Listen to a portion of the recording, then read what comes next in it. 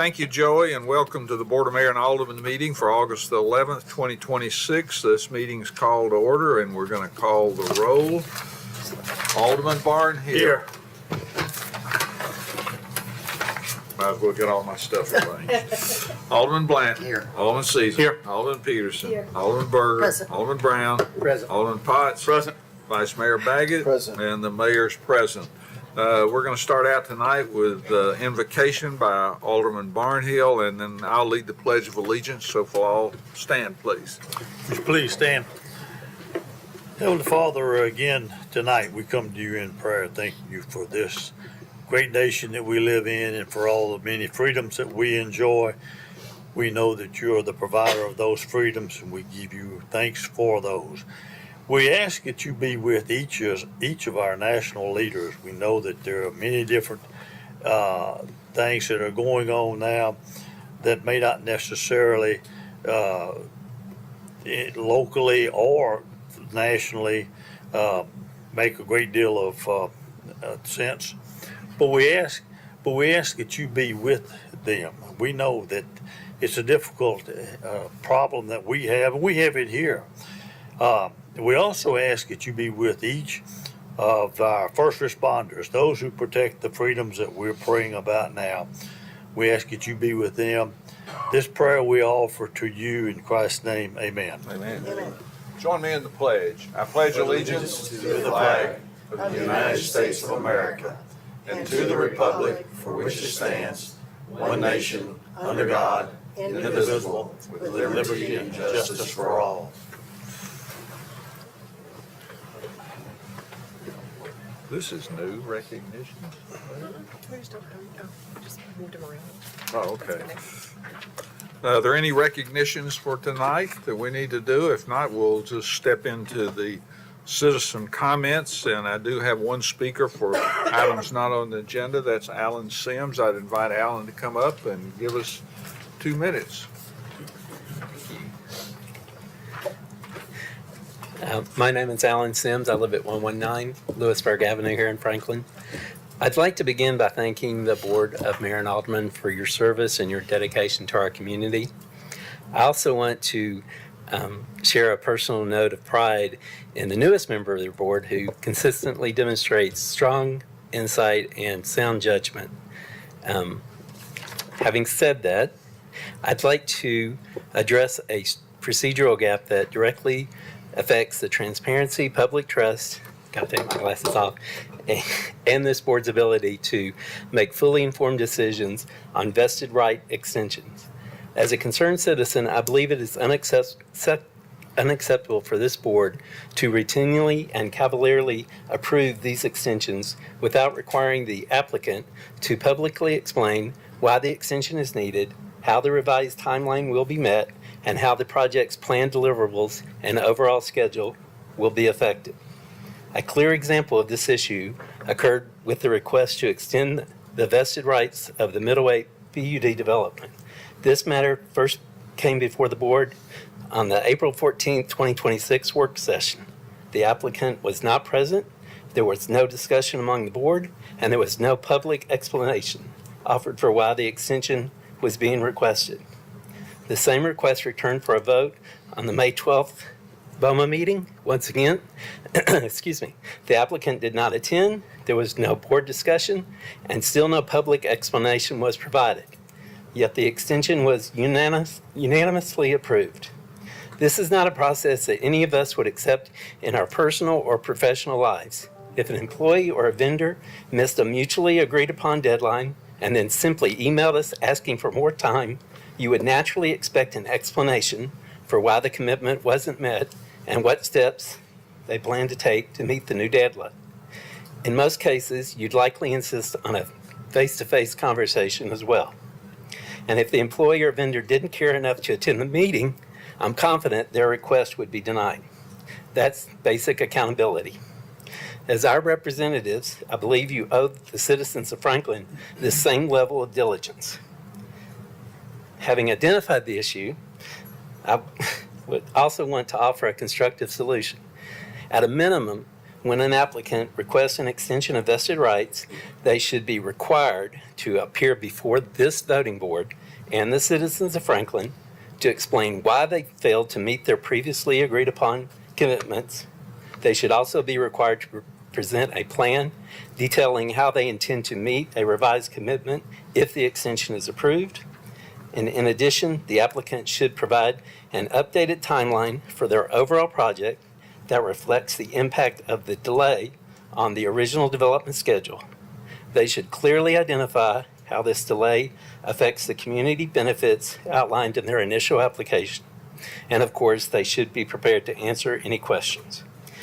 Without this level of information and transparency to the citizens of Franklin, this board cannot credibly claim that granting the vesting right extension is in the best interest of the community. Thank you. Thank you.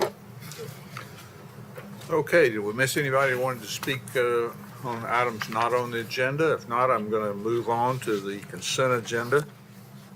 All items on the consent agenda are deemed to be non-controversial and routine in nature by the governing body. They'll be approved as recommended by committee or staff by one motion of the governing body. Tonight, we're looking at numbers 21 through 27. So I would entertain a motion.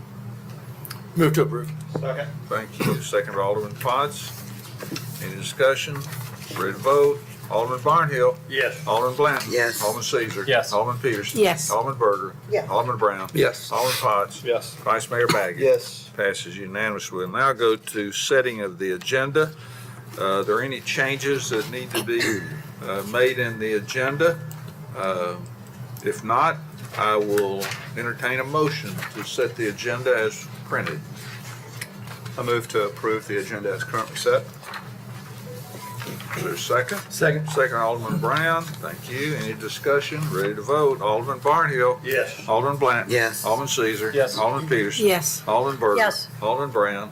Yes. Alderman Potts. Yes. And Vice Mayor Baggett. Yes. Passes unanimously. We'll now go to any communications from the Williamson County Commission. I see no one here tonight. Miscellaneous reports. Mr. Stuckey. I want to highlight some important public meetings coming up in the next week. Tennessee Environmental Linkage Study. So this is really looking at the I-65 corridor, about 34 miles of it from Davidson County at Thompson Lane, which is State Route 155, down to Bear Creek Pike in Murray County. So they're evaluating that. They're gathering some public input. There are 3 meetings. The most probably convenient to our residents will be next Tuesday, August 18th at the Williamson County Enrichment Center from 5 to 7. So folks can come out to that. The other 2 meetings are on Thursday evening, the 13th of August at the Spring Hill Event Center from 5 to 7, and Monday, August 17th at Woodmont Hills Church in Nashville from 5 to 7 as well. So urge folks to come in to those meetings, learn about it. Specifically, this study is to look at solutions for congestion, improving travel time, enhancing systems and modernization along the I-65 corridor. Specifically, we want to make sure they look at some broader solutions that have specific local impact, things like interchange improvements, things like how transit integrates with some of these solutions. Make sure we're being mindful about both land use today, but projected land use in the future and how that might impact the corridor. We know choice lanes are part of the discussion. That's great, but we want to make sure it's broad enough to cover various aspects that really impact congestion and the functionality of the broader transportation system. So again, folks can come out to any one of those meetings. You can go to all 3 if you really want, but this is a great opportunity. You can learn more by going to the website that's been established around the study called buildwithustn.com. That also provides information in a place where you can provide written comments as well. So just urge folks to consider that. We are going to have a meeting of the growth management roundtable group.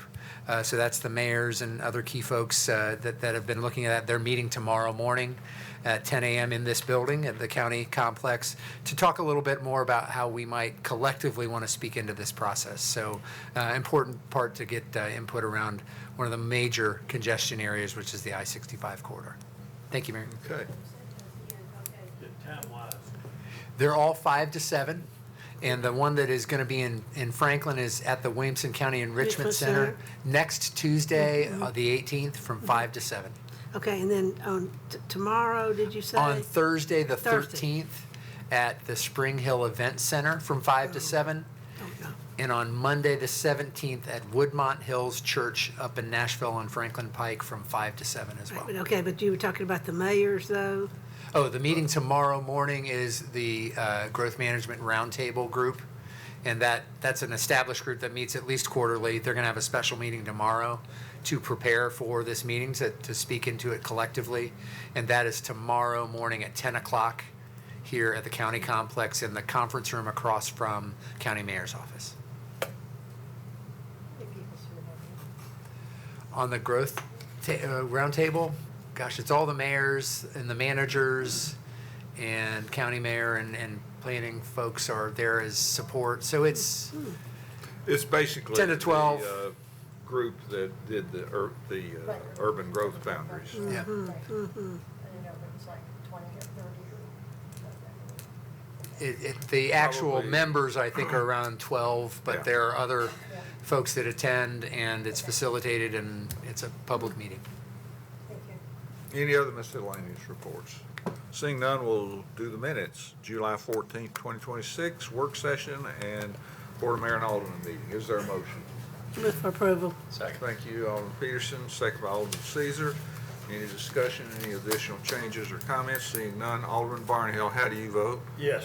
Alderman Blanton? Yes. Alderman Caesar? Yes. Alderman Peterson? Yes. Alderman Berger? Yes. Alderman Brown? Yes. Alderman Potts? Yes. Vice Mayor Baggett? Yes. Passes unanimously. We'll now go to item number 4. This is a public hearing, consideration of ordinance 2026-07, an ordinance to rezone 7.031 acres from Regional Commerce RC 12 District to Plan PD 32.7 District for property located north of Goose Creek Bypass and west of Old Paytonsville Road, located at 2408 and 2412 Goose Creek Bypass.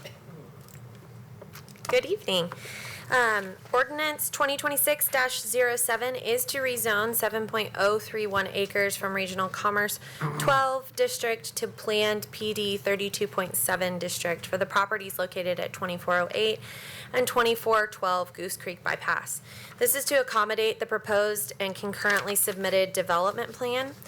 Envision Franklin places these properties within the regional commerce design concept and identifies a special consideration for the property.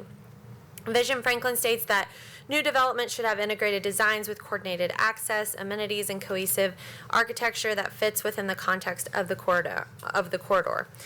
The associated special consideration states that for the property located east of 5 Mile Creek, south of 5 Mile Crossing, north of Goose Creek Bypass, and west of Interstate 65, a standalone multifamily building or development is appropriate along the frontage of Goose Creek Bypass and Interstate 65 frontage due to restricted access from Goose Creek Bypass, the proximity to commercial uses, and the availability of pedestrian infrastructure to the Berry Farms Town Center, retail, and office uses. The maximum height for a standalone multifamily building in this location should be 6 stories. The proposed development, as outlined in the development plan, generally meets the intent and guiding principles of Envision Franklin, as well as the special consideration. The Planning Commission, by a vote of 8-0, along with staff, recommends that the Board of Mayor and Aldermen approve ordinance 2026-07. Thank you. Thank you. This is a public hearing. I do have one speaker, Greg Gamble.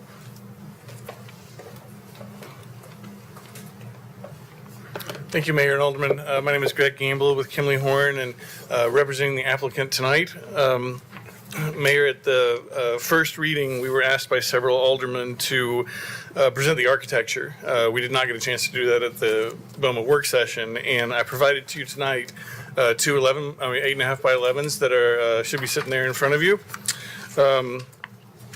We were critiqued prior to the Planning Commission meeting at the Joint Conceptual Workshop that the architecture needed to be more in keeping with what is constructed in Berry Farms. And so prior to the Planning Commission submittal, we had our architects go back out to Berry Farms and really identify materials, the size of buildings, the transition of buildings within Berry Farms, and then apply those to this structure. So I want to get you a little bit oriented.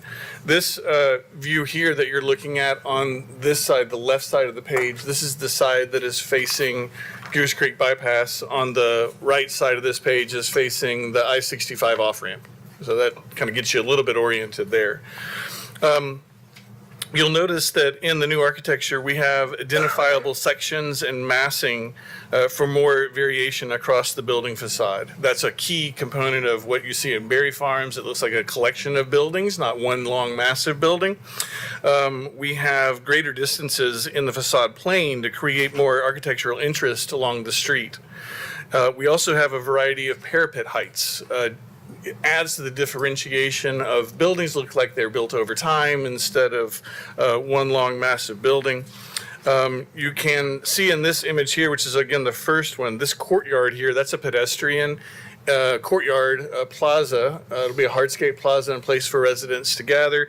We've put a lot more emphasis on pedestrians, pedestrian circulation, identifying with awnings where the main entrances are and where the pedestrian access will be into the building, and the sidewalk infrastructure that's along the existing Old Paytonsville Road where the cul-de-sac is. If you turn the next page then, second, we have a view that is looking southbound on the I-65 off-ramp. The brick building on the corner is using materials consistent with the buildings that are also in Berry Farms. We have ganged balconies.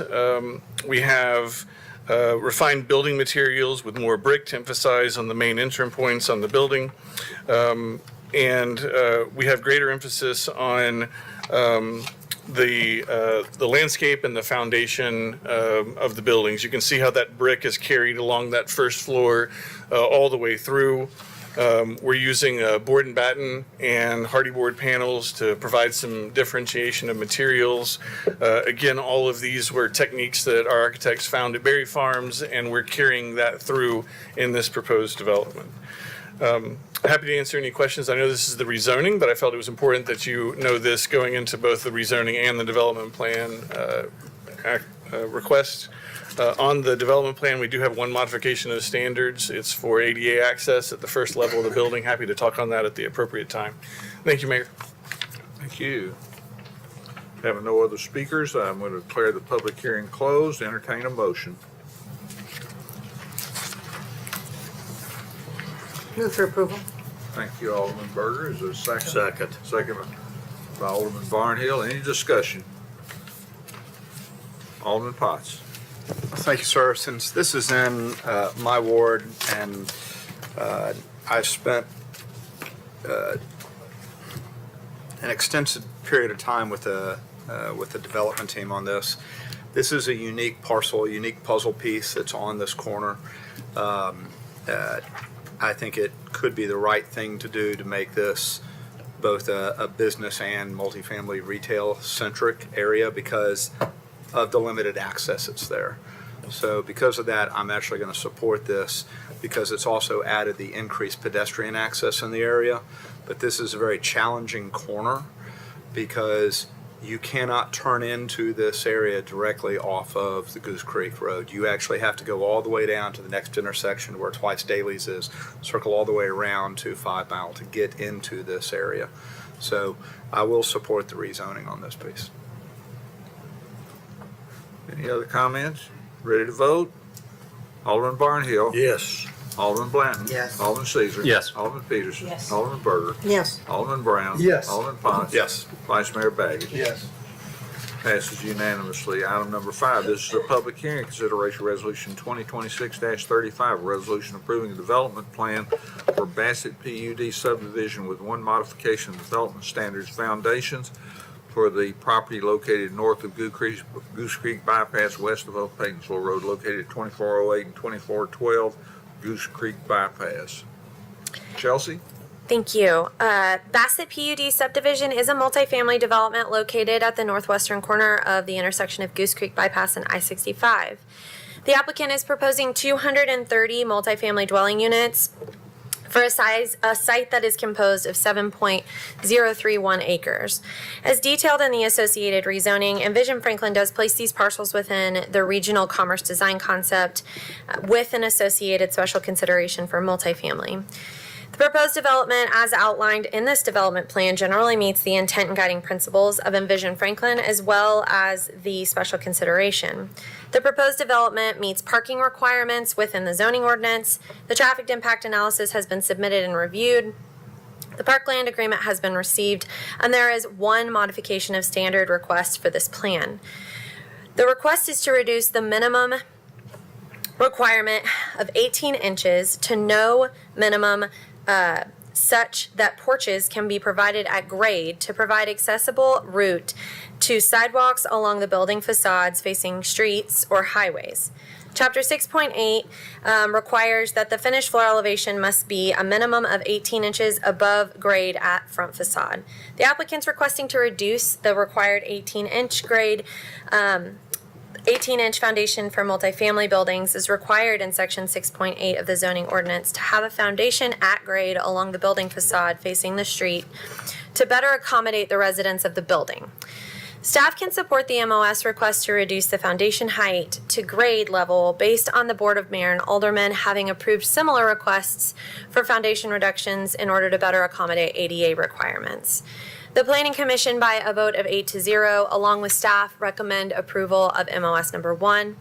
The Planning Commission, by a vote of 8-0, along with staff, recommend that the Board of Mayor and Aldermen approve Resolution 2026-35. Thank you. Okay, this is a public hearing. Mr. Gamble, you want to come back and make any other comments? I see none. No other speakers. I'll declare the public hearing closed. I will entertain a motion on Resolution 2026-35. Motion to approve. Second. Second by Alderman Brown. Okay, we'll now go to the modification standard having to do with foundation at grade. Is there a motion? Move for approval. Thank you, Alderman Berger. Second by Alderman Barnhill. Any discussion on that modification standard? If not, let's, Alderman Caesar. I think this is a staff question. We've put in place this ADA stand, or the 18-inch standard to elevate the main entrance into the building. And we've seen a couple of requests to modify that here recently. Most of the time they're utilizing the ADA explanation as why they want it to be walk-inable. I don't know if I have necessarily on the surface an objection there. I just am curious if staff sees this as a potential concern, if the easy way to get around the 18-inch is to reference an ADA compliance, if that kind of compromises the intent of that 18-inch elevation. I don't know that it compromises the intent. I would say that prior to this request, the other times that this was approved were for buildings that included something like Senior living. So I don't know that it does compromise it. I think in those cases we were supportive. We were supportive because of the ADA purpose, because of the use. This one, it's a precedent that was set. And so this one, they asked for it, and we have in the past approved it. So it was something that staff saw that the Board of Mayor and Aldermen were more amenable to supporting, and that's how we determined our support of it. I'd love to hear thank you, Sure, Chelsea. I'd love to sure. hear thoughts from the board on if this is an important piece. I think the explanation in the senior living makes a lot of sense. If you're adding 18 inches and there's some cost associated with that, I don't want to see us abandon this if it does provide a better aesthetic. If the kind of the get out of jail card on this is used more routinely for a building that may not have an ADA application. Alderman Berger. Sometimes I think we like to do things across the board. And I think developments and buildings and situations and locations and who's using them should stand alone. Because like one would be senior living, that makes sense. And sometimes, depends on who's renting and who's living and who's using these facilities. steps are not always that great. It's good to be able to just walk right in and not have to deal with that. So I don't see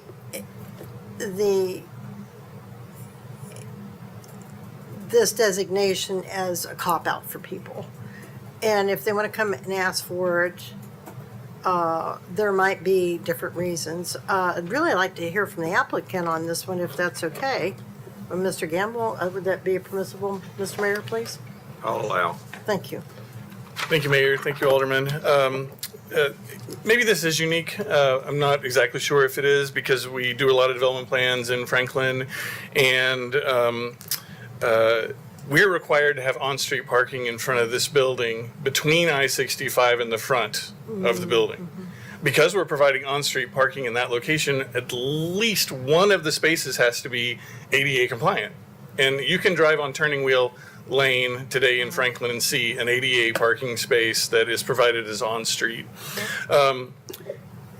18 inches. So a handicap ramp, an ADA handicap ramp, would be 18 feet long along the front of the building to get from that ADA parking space into the building. So we prefer not to have a ramp. There are developments such as Berry Farms Town Center, such as McEwen Northside, which were approved prior to the requirement of having these ADA parking spaces along the internal drives. So this gives us a way where it's not going to be everywhere. I mean, we're going to have different heights and different floor elevations, et cetera. But where we need to provide ADA accessibility to the front of the building, we'd like for that to be at grade so that we can address the access to the building appropriately. Great. Thank you. Sure. Makes a lot of The sense. staff recommended approval of that too. Okay, any other discussion? Ready to vote on the, Recommendation of approval, and I heard Chelsea say is because a precedent had been previously set. And I don't want to get into a position where we make an exception through through a modification of standards where that we set a precedent through a modification. Because Sure. candidly, the standard should be the standard and the modification should be the exception. So I will say, when we are evaluating our support, I can't give a percentage, but I'll say 9 times out of 10. That's a lot. We go with what the zoning ordinance says because that's a document that you guys decided on, and it's our job to make sure that we adhere to those. The only times that we deviate from that, and you've probably seen it in development plans lately, is when we hear feedback from you guys that, like signs, it's a good example.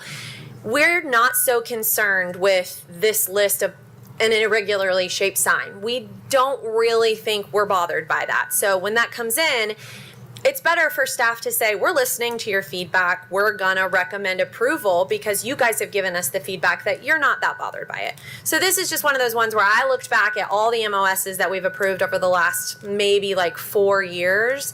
And we have, I think I counted maybe 4 that we've approved. And that to me felt like a lot. And so when I went to Emily and when Amy, I was like, I'm thinking we just recommend approval for this. I mean, it seems like it makes sense. And that's how I came to this one specifically. Okay, fair. any other comments on the modification standards? You ready to vote on it? Alderman Barnhill. Yes. Alderman Blanchard. Yes. Alderman Caesar. Yes. Alderman Peterson. Yes. Alderman Berger. Yes. Alderman Brown. Yes. Alderman Potts. Yes. Vice Mayor Baggett. Yes. Passes unanimously. Now go back to the original motion with the approved modification standard. You ready to vote on it? No, Mr. Mayor, I got a couple. All right. Vice Mayor. And I voted for the rezoning and some of this stuff, and I was one of the ones that made said what I said about the architecture, and I have gone back and looked at Berry Farms residential. This is the front doorstep, the southern front doorstep to our community, and I don't know that it's the use is appropriate. In many ways, the height maybe not. The scale of the building feels significant, so I won't be voting for this. I think that we hear a lot about apartments these days, and the ones that we do vote for that have had the right context and the right look, although some of them I haven't agreed with, some of the architecture that they've had. This is a very important gateway, and I think, frankly, I think we can do better, and I'm not going to support it. Alderman Potts, you're recognized. Thank you, sir. So I've been critical of this proposed development since day one. It is, as Alderman Baggett just referenced, this could be another gateway into Franklin. This is what people with such a large Goose Creek overpass, I think that this one right here, it has needed the additional attention that the development team has provided. They've gone back and they have addressed the concerns that I had initially about where it was and what they were doing. I actually had more of a question. I was trying to read this in the details here, but to Alderman Caesar's comment about the ADA access, if we're going to provide that, I think that we need a wider path, wider sidewalks there if you're really trying to drive pedestrian access, because there's not going to be car access on Goose Creek. It's all going to go around and then circle back up. So if you're going to drive that, maybe the applicant can speak to that. Are we going to, if they have any plans to widen that sidewalk to really try to drive that? Because if they're asking for that modification of standards, I think that is necessary. And if the applicant wants to address the sidewalk width, Mayor, I certainly. I'm getting pretty tired of the yo-yoing back and forth with the applicant. That's fine. The pedestrian circulation is what I'm speaking to here. As we talk about this gateway right here, the massing, and I spoke with the applicant early on, with the storage unit that was put in, is it turned into a box. And I feel like this team went back and they did meet with some of the Berry Farms architectural and tried to make it more palatable. But the massing is just too large for this corner right now. And I think that there's still opportunity for them to do better landscaping, have better architectural environment right there on this corner. And I'm really just challenged by the massing of it being a gateway right there. We've got too many things that are going on in the area. So for that reason, I'm not going to be supporting it tonight. Anybody else? You ready to vote on the original motion with the approved modification of standard? I'm sorry, I was preoccupied with something. Yes. You want to make a comment? No. You're ready to vote? I'm ready. I've got a question, Mr. Mayor. You recognize Alderman Byrd. Mr. Alderman Potts's comments and Alderman Baggett's. I'm just looking at this, and I'm pretty picky with how things look, because I got the short end of the deal a couple times where my ward is, and I thought it was significantly improved, and a lot of different. The massing was really broken up. The materials are looking very diverse, and the landscaping is looking pretty significant. Now, this second shot on the second page is where I see more massing, but it looks like that middle, if you're looking on the second page, the middle one where it's gray, that looks like it sets out in front of the other ones, and the ones to the left of it sets back, if I'm correct. So it's not all in a straight line. There's multiple, 1, 2, 3, 4, 5, 6, 7 materials, at least, maybe 8 that I see. I'm just wondering what improvements you're looking for, because I'm looking at this design saying, I think this is pretty good compared to what I've seen. And also, the massing is broken up, the landscaping's been put in. I don't know what we're looking for here. Are we looking to reduce the units so it's not so massive? Are we looking to cut buildings? I would just like to know, because I'm about ready to vote for this, because I think it looked pretty darn good. And if you want the sidewalk widened, somebody needs to make a motion to make a motion to widen the sidewalk if that's not sufficient. I just don't understand where we are with this, at this 11th hour on this. Any other comments? Any board members have anything to say about Alderman this? Potts, you're recognized. But I'm going to politely disagree with Alderman Berger. We're not in the 11th hour. We're actually in the second reading right now. And this is part of our discussion right now. And part of what I've been sharing since day one is as you are exiting on the ramp, it's between the storage unit that's there and now this, it is a wall of structure that's right there.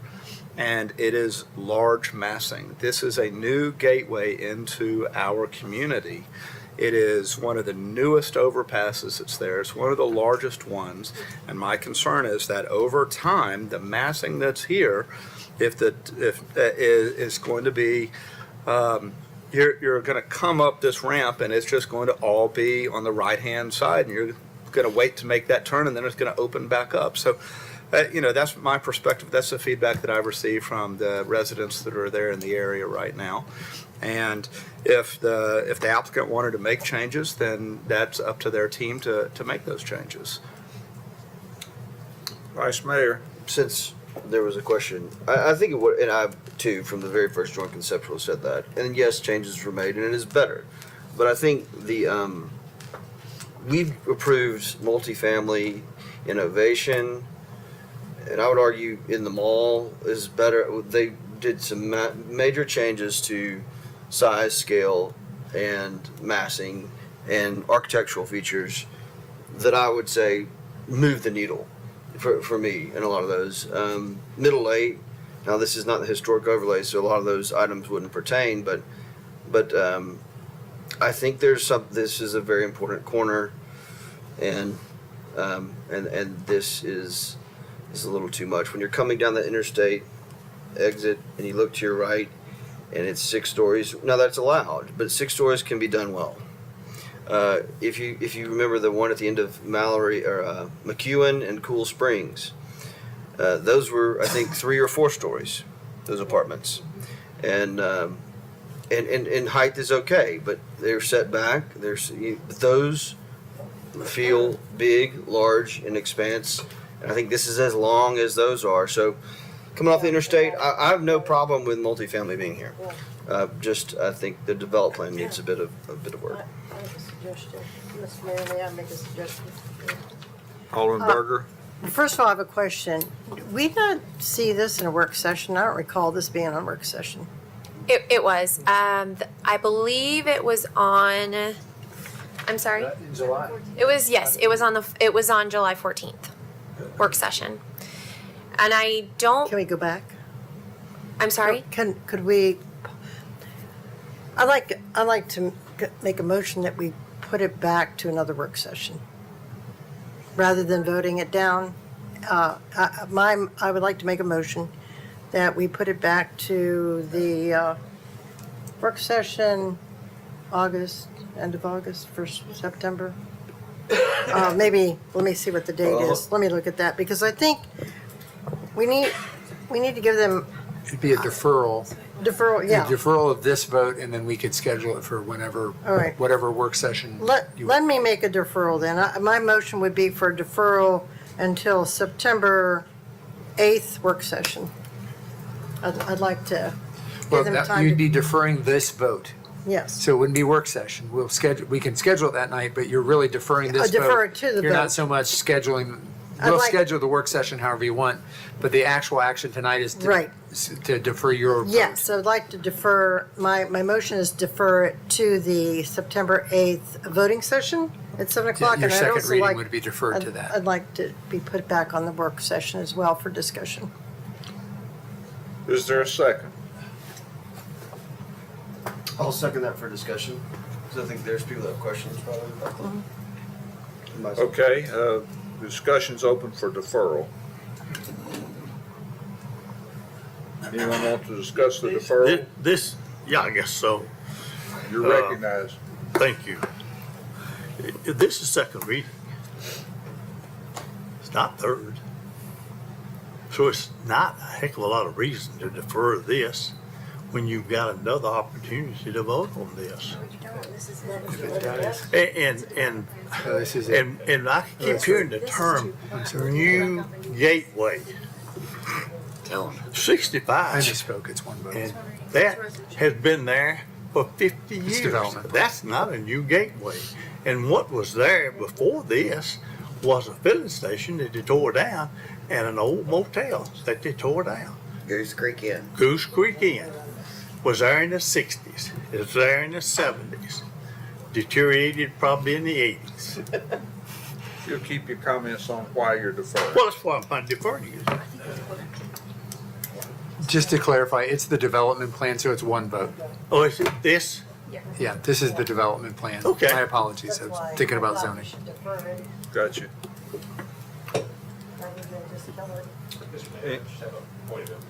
On the dates, Alderman Caesar, go ahead. thank you. Can somebody help me with the calendar? We're, the 11th of August, and we've deferred it to the 8th of September meeting. Yeah. How many meetings will we have between now and then? You have August 25th is your next meeting, and then that's the meeting following is September 8th. Is it likely that we could have this on a work session if it were to be deferred to the 8th? Could we have it on the work session between now and? I think we the can. 8th? I'm not sure what work needs to be done by, Sure. Yeah. I can. We will make it work. I will point out we have approved a rezoning already, and it's a PUD. So now we have a rezoning that's been approved that no longer has a development plan attached to it. So would we just defer both items? So you could already either voted. do two things. You could either do it, I know that we haven't actually done anything yet, but we could either do a motion to reconsider item number 4 and then defer it to match with the rezoning, but you still have a third reading on the rezoning, you so haven't it can go to the finalized. next meeting and then you defer it so that they match. But they do have to eventually match. So there is time to go ahead and put this on the August 25th work session, and then it could come back to you for a vote on September 8th. The question I would have is, the applicant's here tonight, staff's here tonight. What additional information do you need us to bring you at work session? Because that would really help us prepare. So I just ask that. very good. So we're still on the deferral discussion. So you want to vote on the deferral? Number 5. You want that question answered? Love to vote on the deferral. Okay, ready to vote on the deferral? No. Alderman Barnhill, No. Alderman Blanton, No. Alderman Caesar. Yes. Alderman Peterson. Alderman Berger. Yes. Alderman Brown. No. Alderman Potts. No. And Vice Mayor Baggett. No. The deferral fails 6-2. We'll now go back to the original motion with the approved modification standard. Is there any further discussion on that? I just want to make a comment if I may. Go ahead. We talk about the gateways, and I remember when I first got elected, it was always about the benchmark to the gateways, and Clyde is right, and maybe it's my purview, but this is an improvement of what we have had in this community on that exit for many years. And if you think about, you're talking about the height and the scaling, and I'm not trying to be funny, but you get off that interstate and the gateway is a In-N-Out burger with the palm tree, and then you get back on the interstate and you're looking at more mixed use. If you look across the interstate, you're looking at big office buildings. So to me, I don't think this is marring the gateway that's already marred. This is not going to detract from coming in my opinion, coming into Franklin based on what has already been built recently there.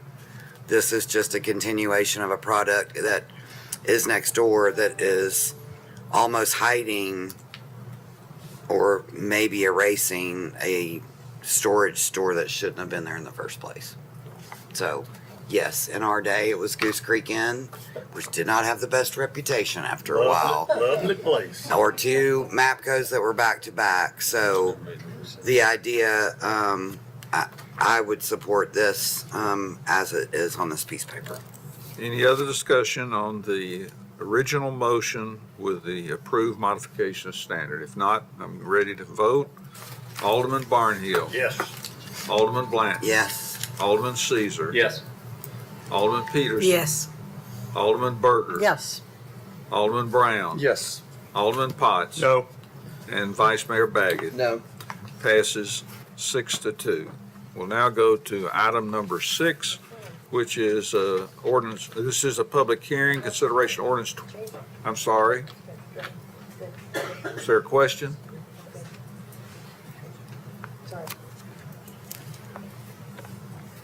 This is a public hearing, consideration ordinance 2026-15, an ordinance to rezone 5.14 acres from Plan PD District to Plan PD 21.7 District for the property located east of Natchez Street, north of Acton Street at 137 Natchez Street, Denson Place PUD. Joey? Thank you and good evening. The applicant has submitted a rezoning request for the property located at 137 Natchez Street. The rezoning is being submitted in conjunction with the Franklin Housing Authority's new Denson Place PUD subdivision, which is also on tonight's agenda. That plan includes a proposed 97 multifamily units on 5.14 acres, giving the overall density of 21.70. Envision Franklin places this property in the mixed residential design concept, which states the defined character across this design concept may vary by neighborhood, but new development should transition from existing development patterns in adjacent neighborhoods.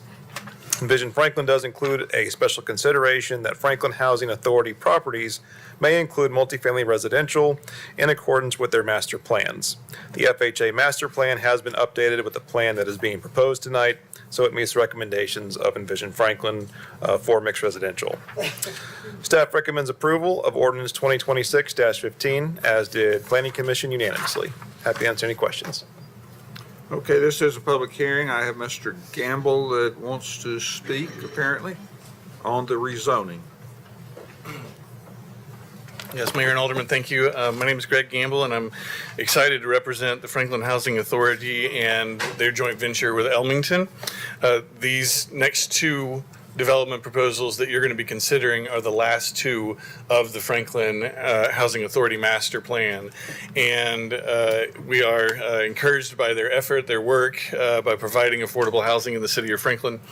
At the BOMA work session, there was a question that was asked regarding the height of the building. I provided you with an 11 by 17.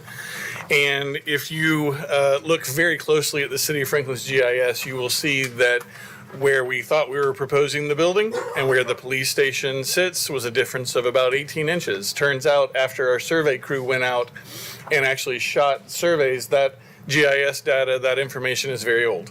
It is before the police station was actually constructed. So what we have learned is that after the police station was constructed and prior to us building this building, there's a difference in finished floor elevation of 5.5 feet. So the police station sits at elevation 660. The proposed building sits at an elevation of 645, 6 inches. And so the distance between the proposed building at 3 stories, the police station at 2 stories, is much, much more aligned than what we thought when we presented this to you at the BOMA work session. We believe that the architecture on top, which is the original architecture, and the gable pitch really is more appropriate for this scale of building, and that it almost kind of cheapens the building to lower those gable pitches. If we could have your support tonight to stick with the original architecture, we'd be grateful. If you believe that the architecture on the bottom, which has the new gables, is more appropriate, we're certainly happy to do that, and are willing to do it as well with a change. Thank you. Okay, any other speakers on this? If not, I'm going to close the public hearing. I'll entertain a motion on the rezoning. Move for approval. Second. Second, Alderman Potts. Any discussion? Ready to vote? Alderman Barnhill. Yes.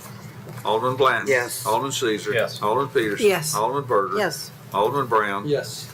Alderman Potts. Yes. Vice Mayor Baggett. Yes. Passes unanimous. We'll now go to item number 7. This is a public hearing, consideration resolution 2026-49, resolution approving a development plan for Denson Place PUD subdivision with 4 modification of development standards, parking, open space, and buffer for the property located west of Natchez Street and north of Acton Street, located at 137 Natchez Street. Joey? Thank you. The applicant has submitted a development plan for the Denson Place PUD subdivision, which proposes 97 units on 5.14 acres. And Vision Franklin places this property in the mixed residential design concept. And it does include a special consideration that Franklin Housing Authority properties may include multifamily residential in accordance with their master plans. This plan includes demoing all the existing buildings on the property and building new buildings that range in height from 2 to 3 stories. The plan does include 4 modification of standards requests. MOS number 1, the applicant is requesting to modify the minimum parking standard to 1.75 spaces per multifamily residential unit type for all bedroom types. Section 10.2.3 of the ordinance requires that a studio apartment have 1.25 spaces per unit, 1 bedroom 1.25 spaces per unit, and 2 bedrooms and above have 2.25 spaces per unit. The applicant has provided a parking memo with sufficient information for this request. Additionally, the board mayor and alderman has previously approved similar MOS requests for multifamily parking standards for similar developments. With the information provided by the applicant and the previous granted requests, staff is supportive of the MOS number 1, as was Planning Commission unanimously. MOS number 2 is the applicant is requesting to modify the required natural area from 10% to 0%, with a total of 15% open space, 5 of that being programmed and 10% being non-programmed. Section 11.1.5 requires that PUDs with residential uses only have an additional 10% natural area for a total of 15% open space and natural area. This subdivision is replacing an existing development that did not incorporate any significant natural areas or resources into that original design. As such, there is nothing that would qualify as natural area per our city's definition. Natural areas would include meadows, hillside, ponds, streams, slopes, etc. The applicant has agreed to increase the amount of open space to a total of 15% in order to keep the intent of the regulation. Given the lack of natural area amenities for this specific site and the applicant's willingness to increase the total number of open space, staff is supportive of MOS number 2, as was Planning Commission unanimously. MOS number 3 and 4 both have to do with the historic buffer. For MOS number 3, the applicant is requesting to allow stormwater infrastructure within the historic buffer that has been established at the north end of the development adjacent to the First Missionary Baptist Church. New development next to National Register properties, or those that are eligible to be on the National Register of Historic Places, are required to incorporate historic buffers to protect the historical and cultural assets of the community. To protect the freestanding historic lands and structures from negative visual impacts associated with new development in their proximity, new development and redevelopment are subject to one or more applicable historic resource edge treatments per Chapter 18 of the zoning ordinance. While the eligibility of the church campus is still pending from the State Historic Preservation Office, the applicant has established a naturalistic historic buffer in their plans. Section 18.3.7D of the ordinance prohibits stormwater retention or detention facilities within that buffer. Staff is comfortable with the MOS request, provided the plans meet the required landscape screening to further protect the local cultural asset. Staff recommends approval of MOS number 3, as did Planning Commission unanimously. MOS number 4, the applicant is requesting to allow utility easements within the historic buffer without applying additional offsetting width to that buffer. So while the eligibility of the church campus is still pending for the NR, the applicant has established a naturalistic historic buffer in the plans.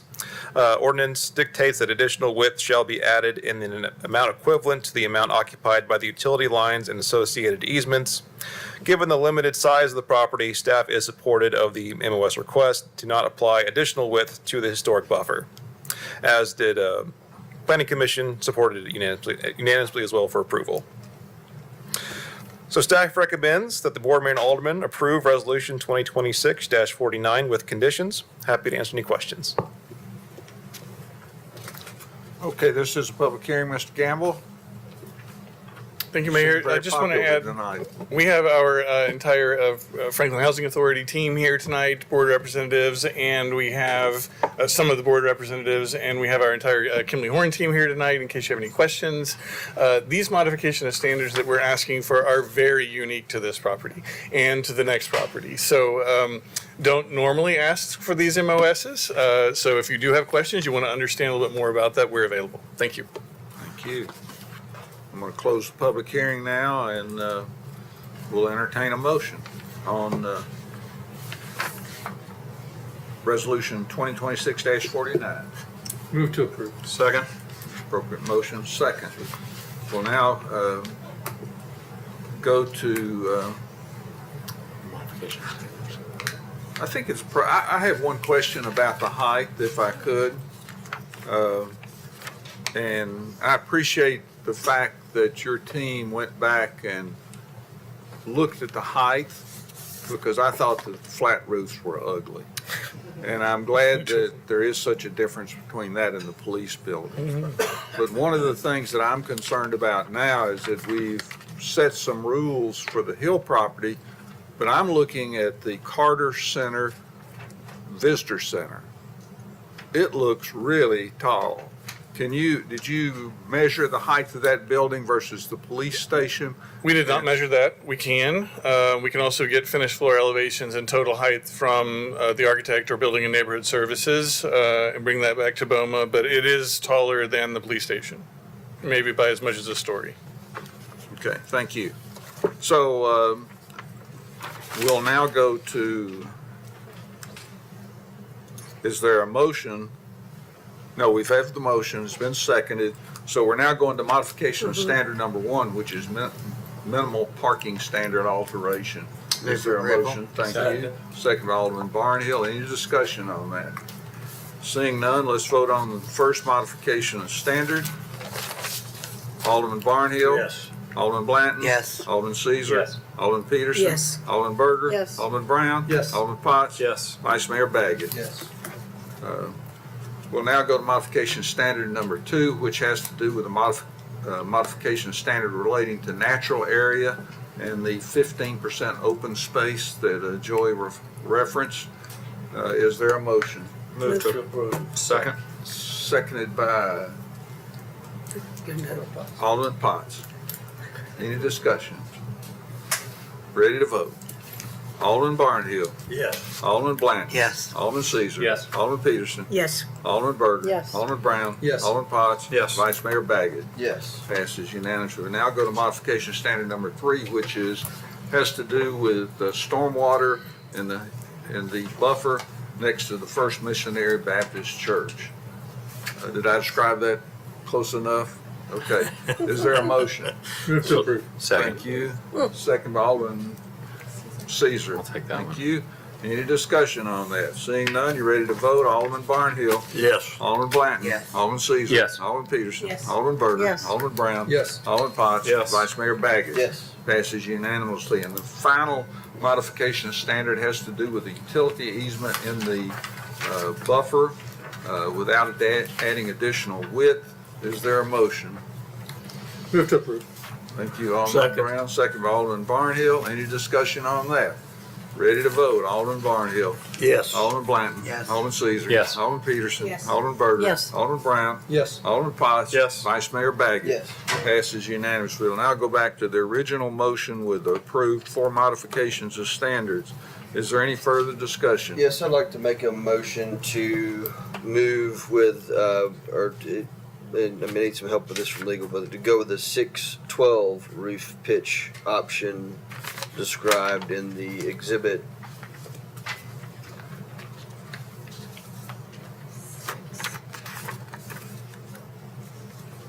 Would that be a? Appropriate motion to go, this is the bottom drawing you're referring to? Second. Appropriate motion, second. You said- Any you said discussion 612. on 612 roof pitch, the bottom. versus the exhibit. 912? Correct. I'll just make a friendly amendment to mine if you want.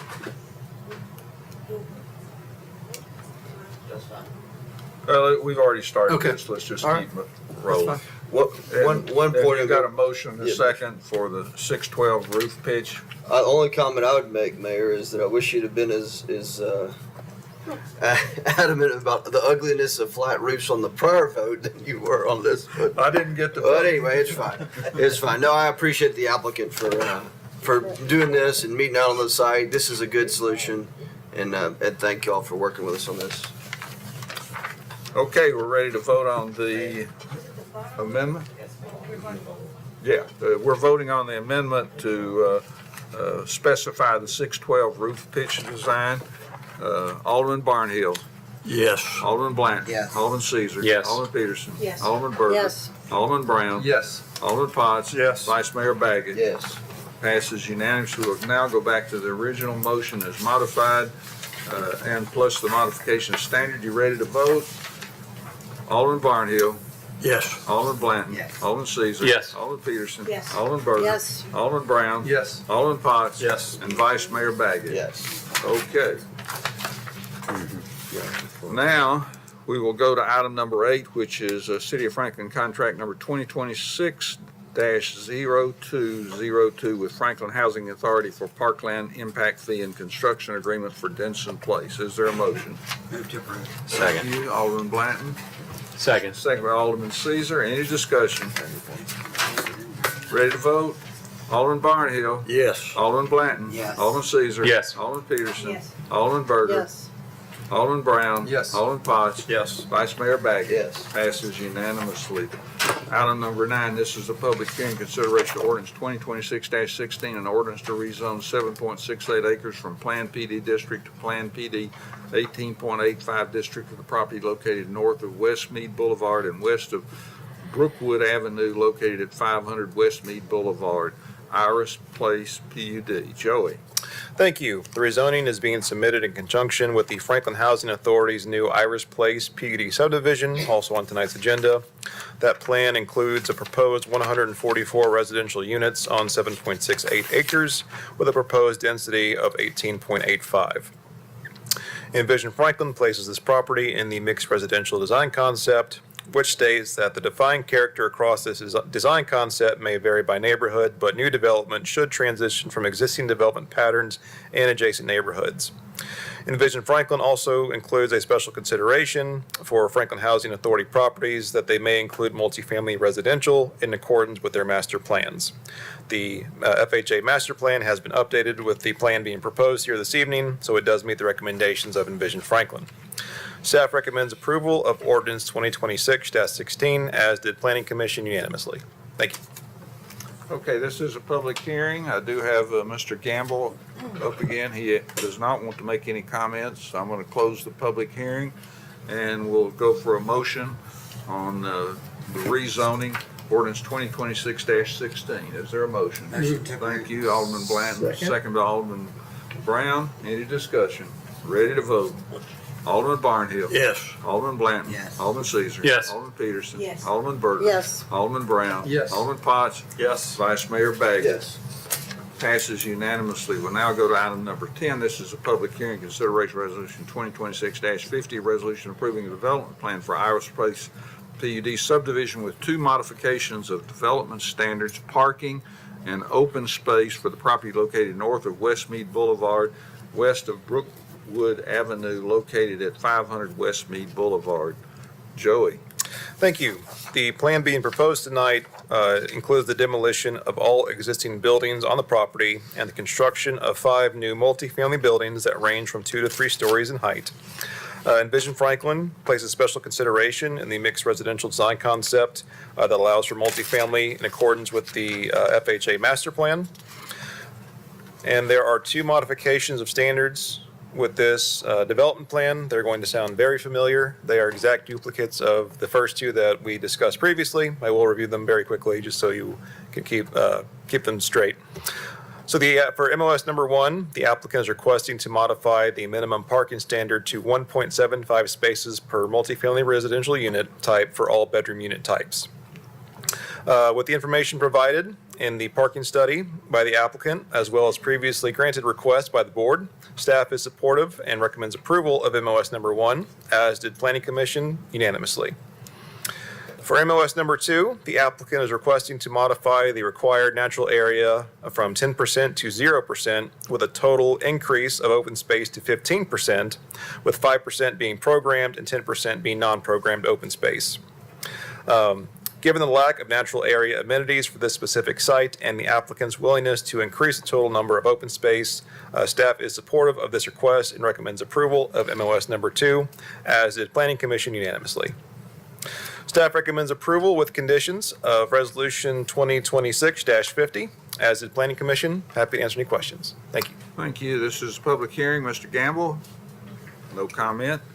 Okay, I'm going to close the public hearing. We'll go to motion for Resolution 2026-50. Is there a motion? Thank you, Alderman Barnhill. Second. Seconded by Alderman Potts. We'll now go to modification standard 1, which has to do with modification of minimum parking standard.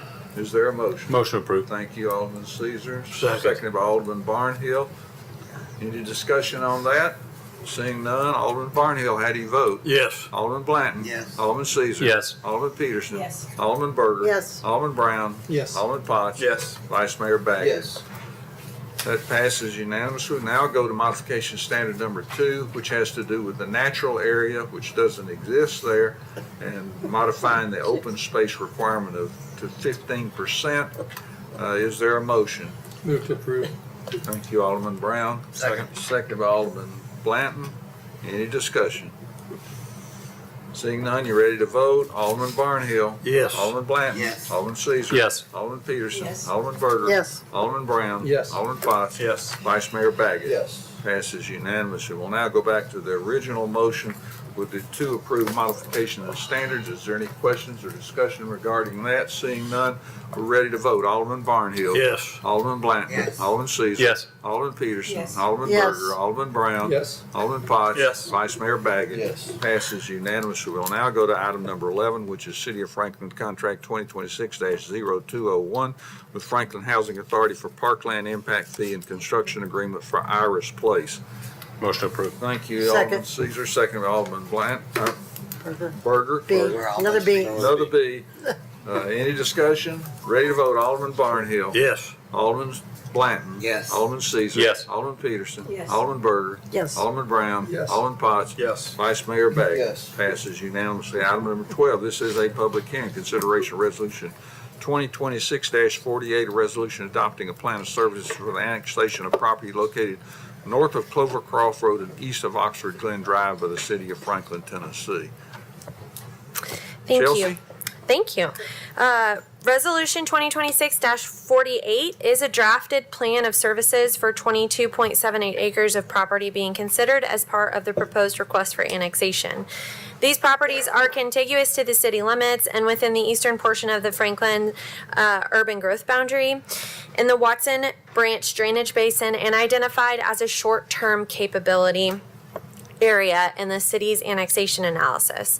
These properties are within the mixed residential design concept as defined by Envision Franklin, and it is the intent of the applicant to develop single-family homes. The plan of services details no major concerns in providing infrastructure and services to the property. The Planning Commission, by a vote of 8-0 along with staff, recommends that the Board of Mayor and Aldermen approve Resolution 2026-48. Thank you. Okay, Mr. Gamble, you're up again. I'm having a run tonight. This is exciting. Hi, I'm Greg Gamble with Kimley Horn, representing the applicant, and I provided y'all with 8.5 by 11s. These are the same graphics that I provided to you at the BOMA work session. But as it relates to the plan of services, when we talk about smart growth in the city of Franklin and planning ahead, we talk about not leapfrogging properties. Well, I want to point out these properties were leapfrogged. And the city of Franklin city limits absolutely goes all the way around them. They sit in a donut hole. It's time to include them into the city limits. There are 5 properties here, and on our yellow map here, we're pointing those out. The reason that this is such golden yellow here is that this is in the mixed residential policy, so it would allow for single-family homes, townhomes, multiplex units, and you could kind of imagine if we weren't master planning this together in a unified plan, what this would look like if we were trying to accommodate development on each of the 5 properties at a different time period. So it is quite fortunate that my client was able to get these property owners to come together, to all have conversations, to talk about developing these properties in a unified master plan. And certainly the services that the city provides are already being provided up and down Clovercroft and Oxford, portions of Oxford Glen today. So this makes sense. Happy to answer any questions you may have. Thank you. Okay, we're going to close the public hearing then and entertain a motion for approval of Resolution 2026-48. Move for approval. Thank you, Alderman Berger. Who was it? Alderman Blanton, second. Any discussion? Ready to vote? Alderman Barnhill. Yes. Alderman Blanton. Yes. Alderman Caesar. Yes. Alderman Peterson. Yes. Alderman Berger. Yes. Alderman Brown. Yes. Alderman Potts. Yes. Vice Mayor Baggett. No. Passes 7-1. Next is item number 13, which is consideration resolution 2026-47, a resolution to annex 5 properties consisting of 22.78 acres located north of Clovercroft Road, east of Oxford Glen Drive by the city of Franklin, Tennessee, adjoining the city limits within the eastern part of the Franklin urban growth boundary. Chelsea? Yes, sir. Resolution 2026-47 is the request for annexation. The Planning Commission, by a vote of 8-0, along with staff, recommends that the Board of Mayor and Aldermen approve Resolution 2026-47. Thank you. Okay, Mr. Gamble, did you want to come back on that one at all? Just to say on the rezoning, if you have any questions, happy to answer it. Thank you. Okay, I'm going to close the public hearing, entertain a motion. Move for approval. Thank you. There's a second. Second by Alderman Barnhill. Any discussion? Ready to vote? Alderman Barnhill. Yes. Alderman Blanton. Yes. Alderman Caesar. Yes. Alderman Peterson. Yes. Alderman Berger. Yes. Alderman Brown. Yes. Alderman Potts. Yes. Vice Mayor Baggett. No. Passes 7-1. We'll now go to item 13, which is a public hearing, consideration resolution 2026-47. I'm sorry, I just did that one. Item 14, this is a public hearing consideration ordinance 2026-17, an ordinance to zone 22.7 acres to planned PD 1.8 district for the property located north of Clovercroft Road, east of Oxford Glen Drive, Poplar Reserve PUD. Chelsea? Yes, sorry about that. Ordinance 2026-17 is to zone 22.78 acres to planned PD 1.8 district for the properties located north of Clovercroft Road and east of Oxford Glen to accommodate the proposed and concurrently submitted development plan. Envision Franklin places these parcels within the mixed residential design concept that states that the defined character across this design concept may vary by neighborhood, but new developments should transition from existing development patterns in adjacent neighborhoods. In addition, new neighborhoods should have walkable, well-connected street systems that connect to surrounding neighborhoods and nearby destinations. They should be designed around natural features to highlight forested areas, hillsides, and hilltops, water resources, tree rows as accessible amenities.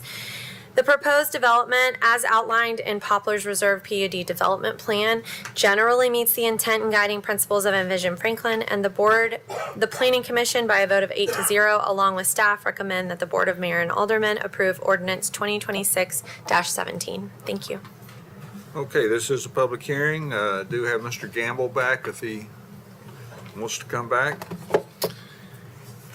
Yes, thank you so much, Mayor. Again, Greg Gamble, representing the applicant. I provided you with the 8.5 by 11s. I just wanted this to be a quick reference for you tonight. In here, it does provide all of the graphics that we have for our modification of standards. In here is the map that shows the full dedication of right-of-way by my client. This right-of-way line is for a 5-lane road. Now, they're going to be building a 3-lane road across the frontage of their property, tying into the 3-lane road that Navarro is building. But this right-of-way dedication is for ultimately a 5-lane Clovercroft. So the measurements that you're seeing here are based upon that right-of-way line. Not a 3-lane right-of-way, but a 5-lane right-of-way. And this distance from that right-of-way line to the first lot line at its closest point is 28 foot 5 inches. So I just want to make that clear. As you move west down Clovercroft, we're into well over 100 feet of distance from the right-of-way line to the first lot line. Also wanted to provide to you the modification of standards exhibits that we showed. The first being the 14% slopes and the 25% slopes.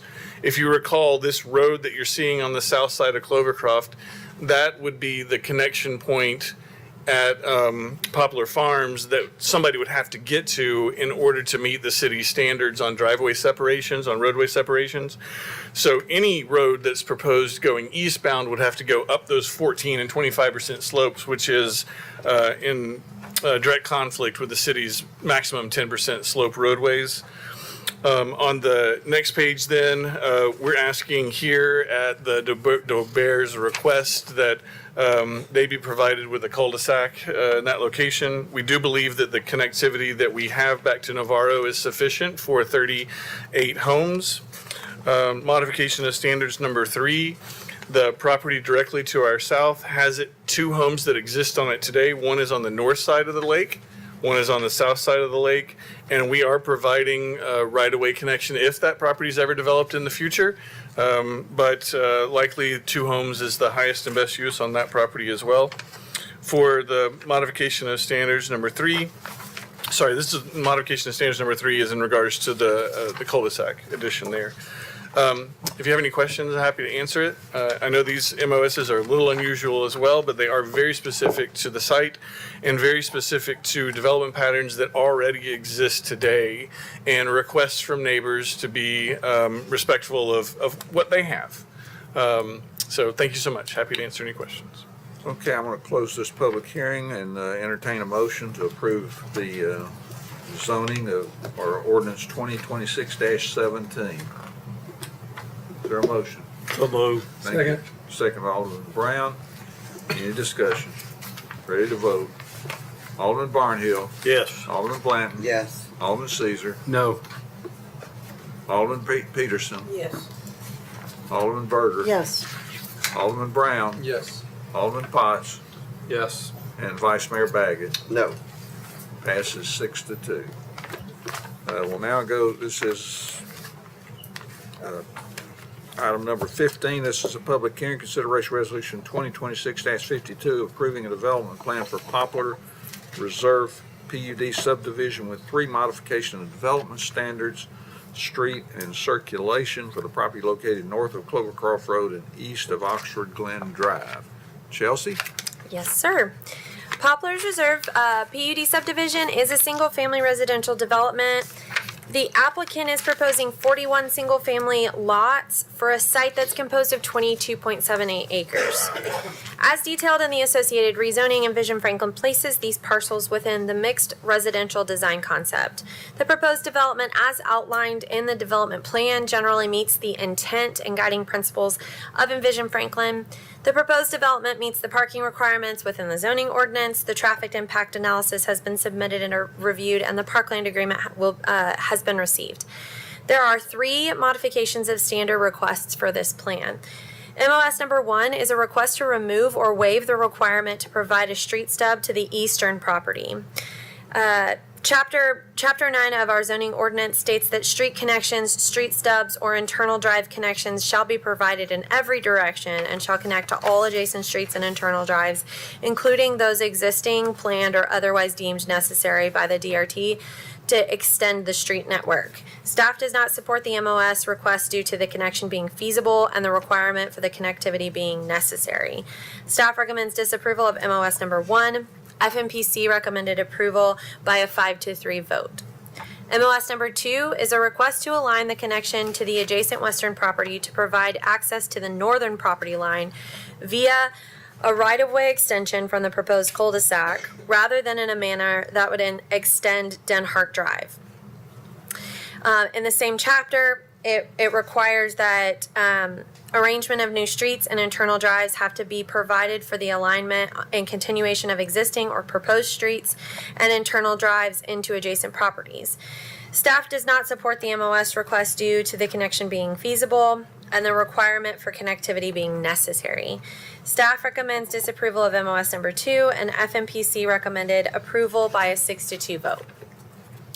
MOS number 3 is a request to provide a cul-de-sac at the western connection at Albrecht Drive to accommodate existing residents.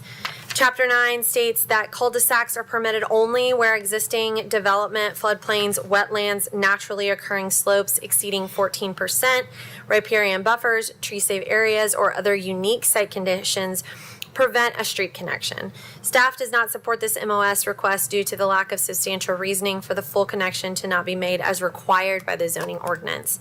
Staff recommends disapproval of MOS number 3. FMPC recommended approval by a 7-1 vote. The Planning Commission, by a vote of 8-0 along with staff, recommends that the Board of Mayor and Aldermen approve Resolution 2026-52. Thank you. Okay, Mr. Gamble, did you want to come back? Okay, so I'll entertain a motion on Resolution 2026-52.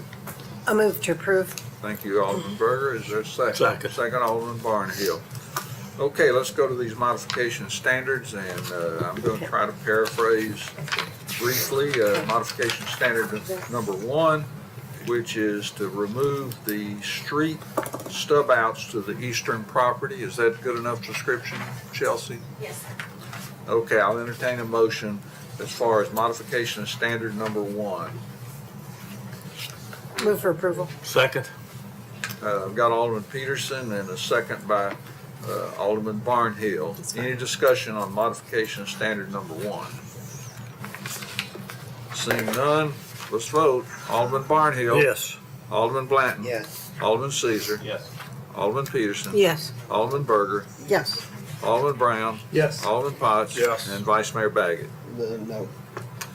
Okay, well now go to modification of standard number 2, which is align the connections to, say that one again, Chelsea. I think I have my notes. Can you say it in the, Yeah, say that again so that, it's a request to align the connection to the adjacent western property to provide access to the northern property line via a right-of-way extension from the proposed cul-de-sac rather than Denhart Drive. got you.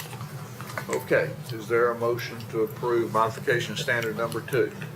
Move for approval. Second. Appropriate motions, seconded by Alderman Blanton. Any discussion? Mr. Mayor, I just want to Alderman Caesar.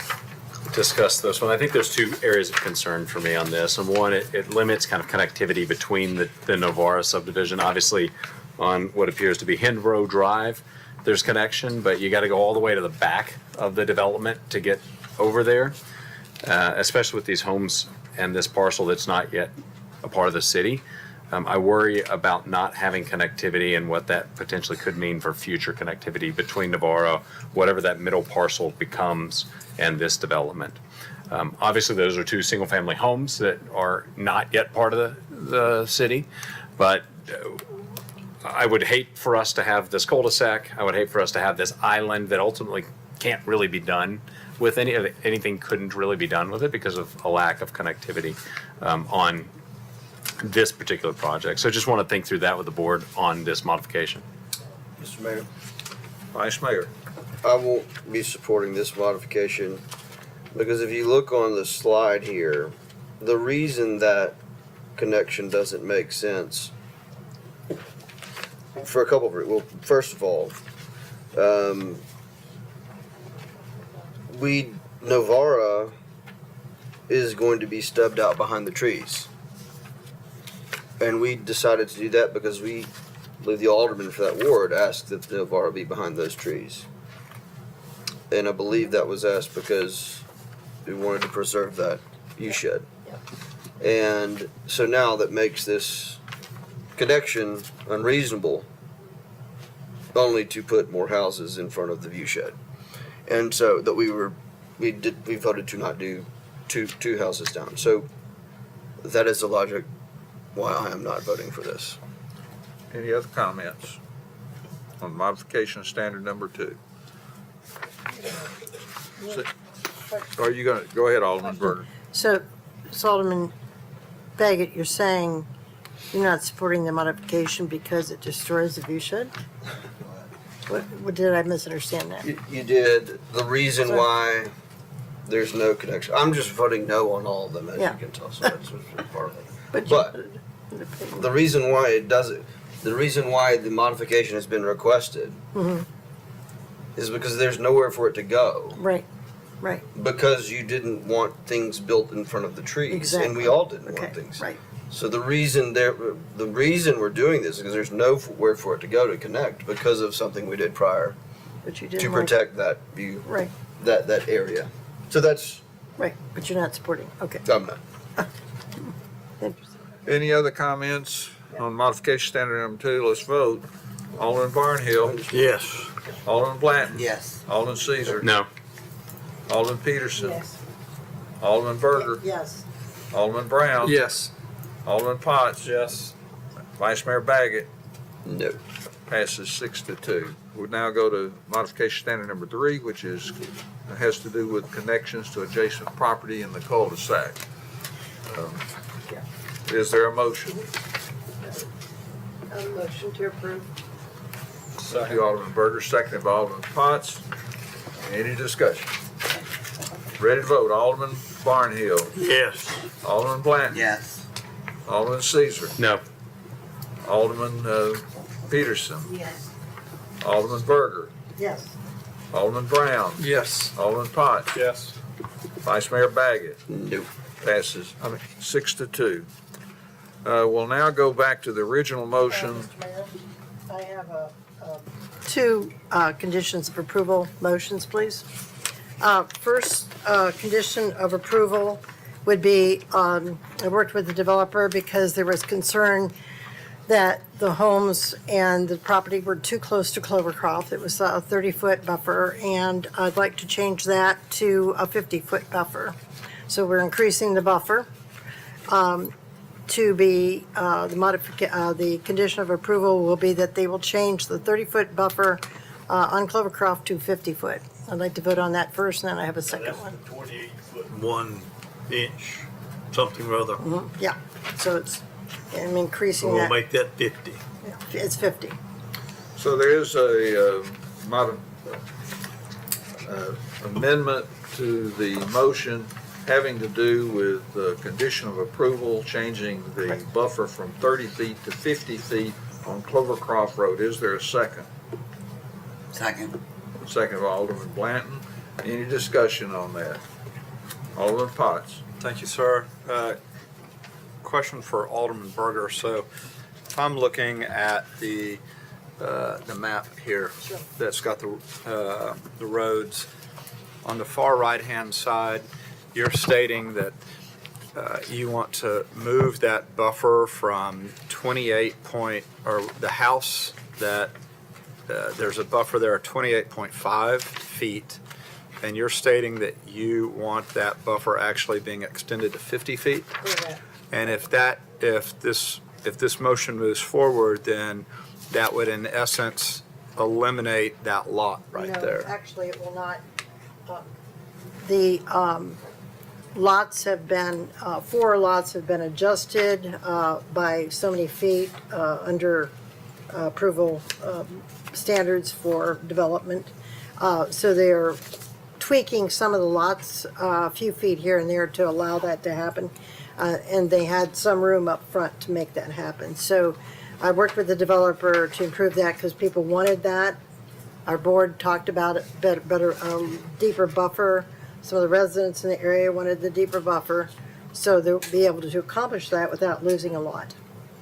And that's actually, I think, lot number 1, that they'll be pushing that back. Is that lot number 1? Yes, okay.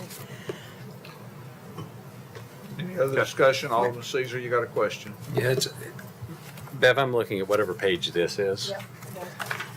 And so this is not accurate based on what you're making the, This is what is there now. Correct. I'm making, my motion is for condition of approval. We'll go from 30 feet, which is 28 point whatever. 28.5 to 50. Yeah.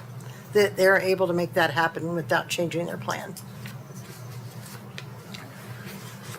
I think my concern is two things with regard to this condition of approval. Number one is, can we prevent, because I think at some point in the hopefully not too distant future, this road will be expanded.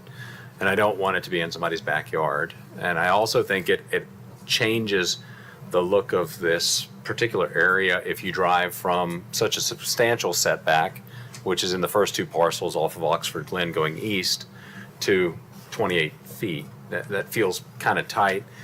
I don't know if the board has an opinion on if maybe going from 50 to 75 feet would change the way that would feel.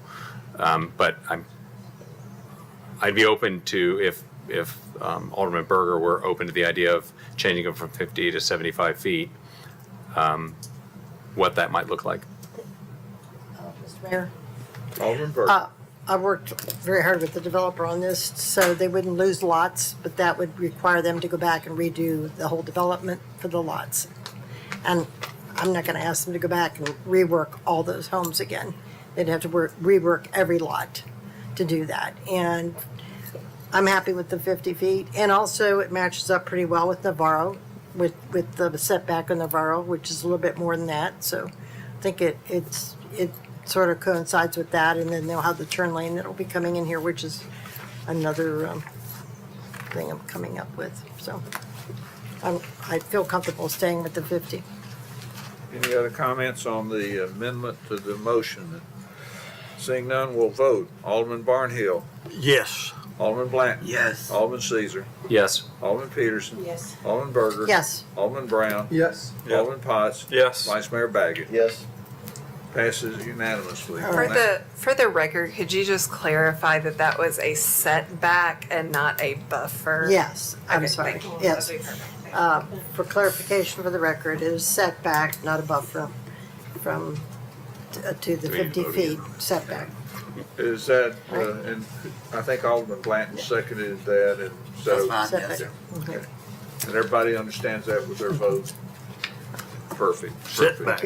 Yeah. Okay, Alderman Berger, you're recognized All again. right, You last have another, one is, condition? last condition of approval would be that the road improvements by the developer on Clovercroft for the turn lane and for the additional lane in front of them, in front of the development, down to the Navarro, and we're working with Navarro to get this in at the same time.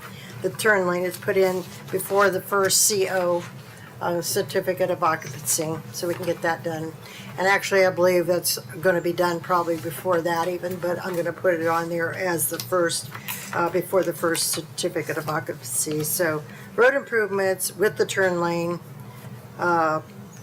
condition of approval before the CO, first CO.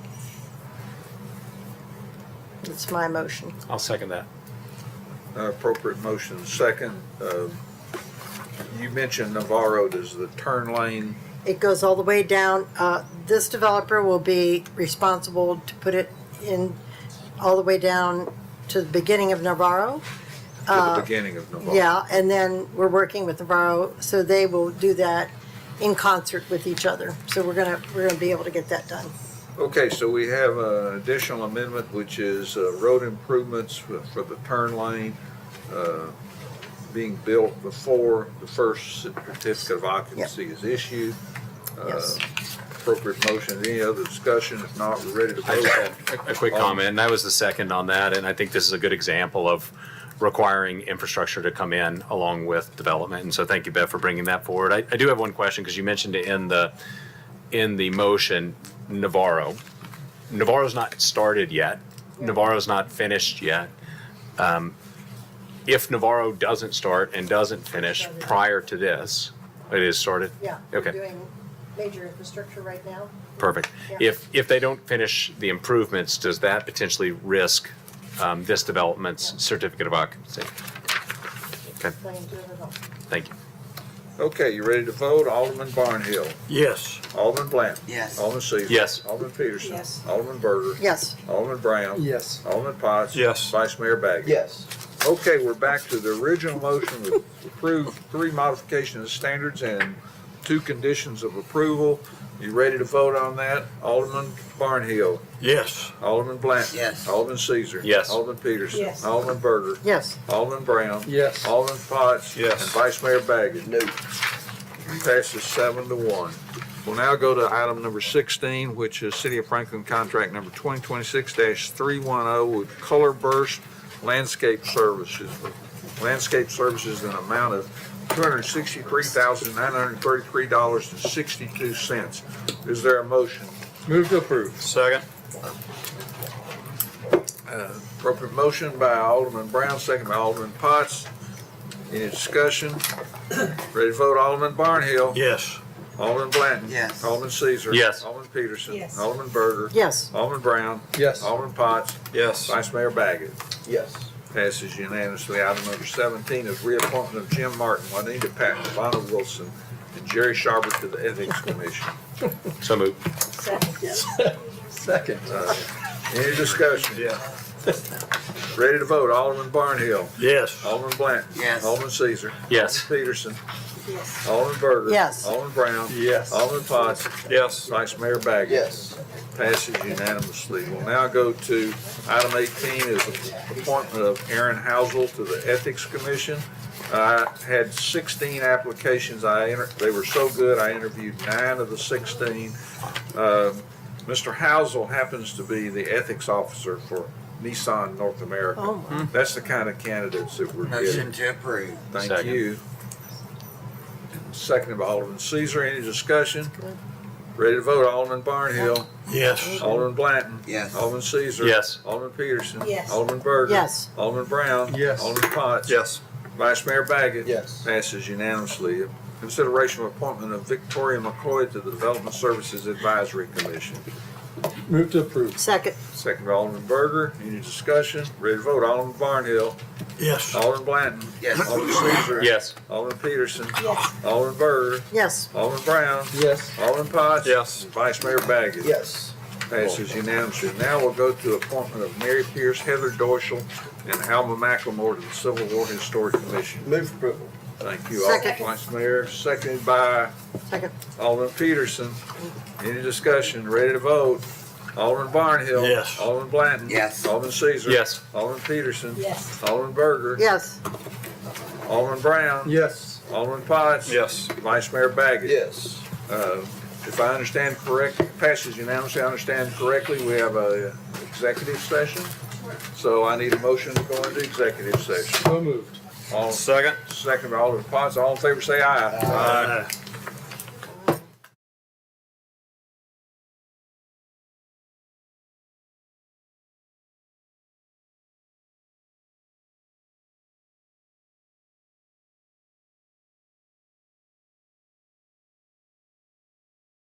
Matters to be considered after executive session.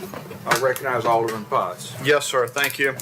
In the case of the City of Franklin versus Ellen Octavia Stokes Donovan et al., Circuit Court Case number 26-CV-34, I move to reject the settlement offer of $58,000.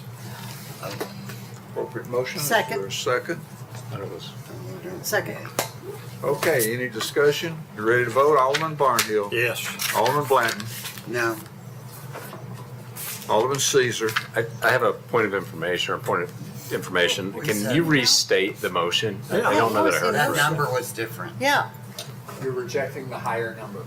Oh, then I rescind, I vote yes, my apologies. Thank you. Alderman Blanton. Alderman Caesar. Sorry. Yes. I was ready. Alderman Peterson. Yes. Alderman Berger. Yes. Alderman Brown. Yes. Alderman Potts. Yes. Vice Mayor Baggett. Yes. Passes unanimously. Any other matters come before this body? Seeing none, is there a motion? Motion to adjourn. Second. Thank you. Second by Alderman Caesar. All in favor say aye. Aye. We're adjourned.